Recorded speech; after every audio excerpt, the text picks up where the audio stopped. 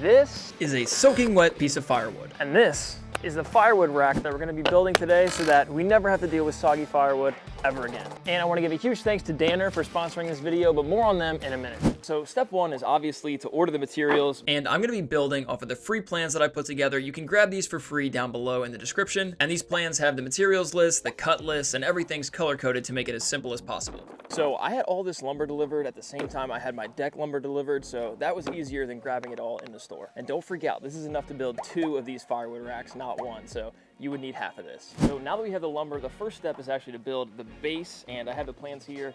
Let's get building. So we're gonna take our first 2x6x8 and cut that to 16 inches. And then we need 2 more cut to 19 inches. And instead of measuring again, I'm just gonna use this one as a template to cut the second 19-inch board. And now we need 2 more cuts of 2x6, 36 inches long.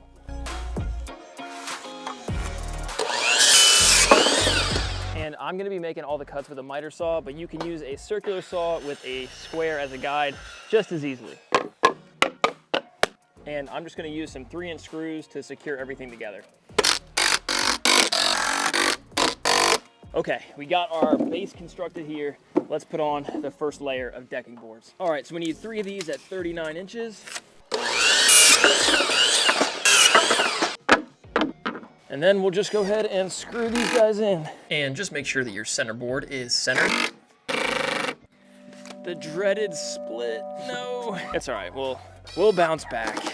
And don't forget to secure in the middle as well. Okay, now that we got our base built, let's go ahead and put in our vertical supports here. Okay, so we need 4 2x4s cut to 46 inches. And let me know down in the comments what you guys are currently doing to keep your firewood dry, if you go with the old tarp method or you have something a little bit better. Now we need our 2 50-inch boards. And after getting those cut, we can take our vertical support braces and start attaching them to the base. I'm just using a couple 3-inch screws to secure it at the bottom. I'm putting 1 screw at the top, 1 screw in the middle, but honestly, just add as many fasteners as you need to feel good about it so you can sleep at night. It's really not rocket science for this one. And after attaching the 4 boards to the back, we're gonna attach the taller 2x4s to the front on the side of the base. And after getting that guy secured, I went over to the other side, and I think I used 3 screws for this one. Okay, so now that we have our vertical braces in, we can cut the slats that go on the back here. We need 4 of those at 39 inches. And again, this is just a 1x6.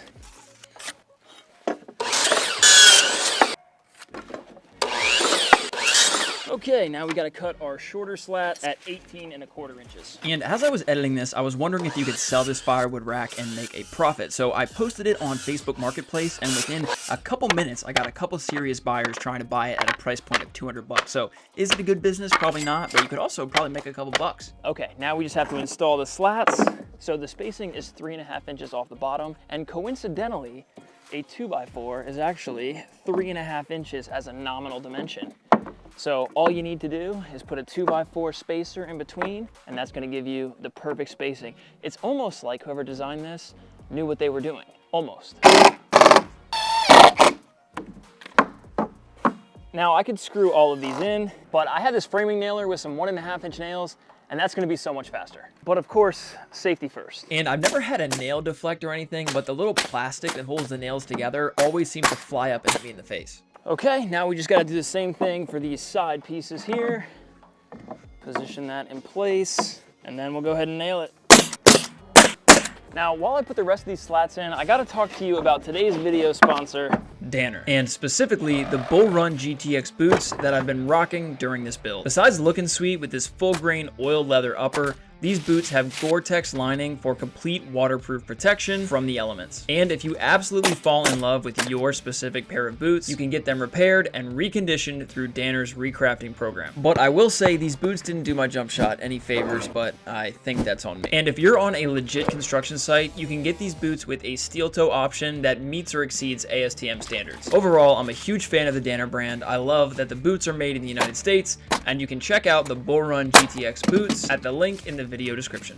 Okay, now that we got the sides and the back built, we can build the roof. And the roof frame is made entirely of 2x4s, so I made those cuts according to the plans, and here's what we got. And you guys know the drill by now, 2 3-inch screws per connection. And we have a 1½ inch space between those outermost 2x4s, and you can use a 2x4 as a spacer since the nominal width is 1½ inches. And just make sure that your middle support brace is centered. Bar clamps are gonna be your best friend when trying to get this positioned on top. And it was a little bit tight, I'm not gonna lie to you, but eventually we were able to pull and pry until we got the top on it. And then you're basically just gonna adjust the roof with the clamps until you get it positioned properly and in accordance with the plans. So we want the space from this vertical support to the end to be right at 6 inches, so this side is good. But this side's a little bit off, so we're gonna have to adjust it to get about an extra inch forward. And after double checking, we were right at 6, and it's time to check the back. And we've got a problem. Okay guys, so I found one flaw with the plan, and basically this support right here in the middle, that hits this last slat, making it hard to get that all the way down.